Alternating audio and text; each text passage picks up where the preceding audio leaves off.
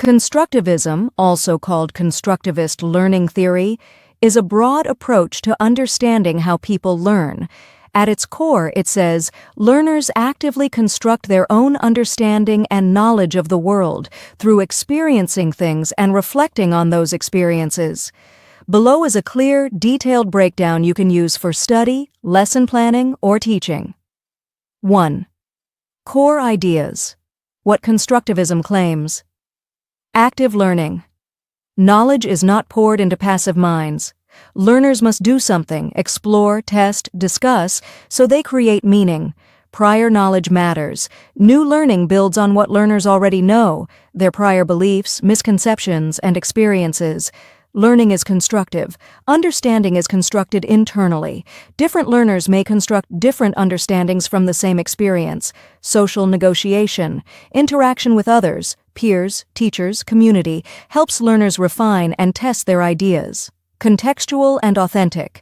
Learning is strongest when tied to real-world tasks and meaningful contexts, not isolated facts. 2. Key theorists and types. Jean Piaget. Cognitive constructivism. Emphasized individual cognitive development stages, sensory motor, pre-operational, concrete operational, formal operational. Learning happens when learners accommodate or assimilate new information into existing mental structures. Lev Vygotsky, social constructivism, emphasized the social nature of learning and language. Introduced zone of proximal development, ZPD, the gap between what a learner can do alone and what they can do with help. Scaffolding, temporary support given by a teacher or peer. Jerome Bruner, advocated discovery learning and structuring subject matter for easy understanding. Learning as an active process of hypothesis and testing. John Dewey, emphasized learning by doing and the importance of experience and reflection. 3. Classroom implications, teacher and learner roles. Teacher as facilitator, not lecturer, designs meaningful problems and tasks, activates prior knowledge, asks open-ended questions, provides scaffolding, hints, models, prompts, tools, or structured steps, monitors, probes, challenges, and withdraws support as learners gain independence.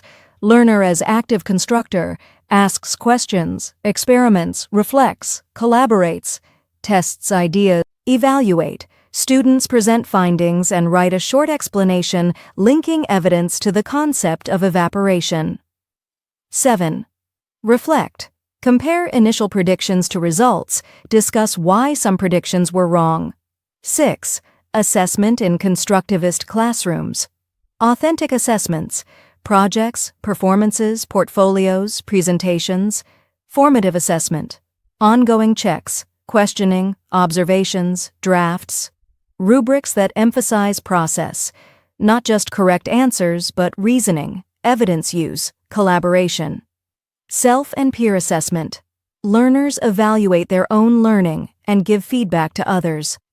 7. Strengths and benefits. Encourages deep understanding and transfer of knowledge.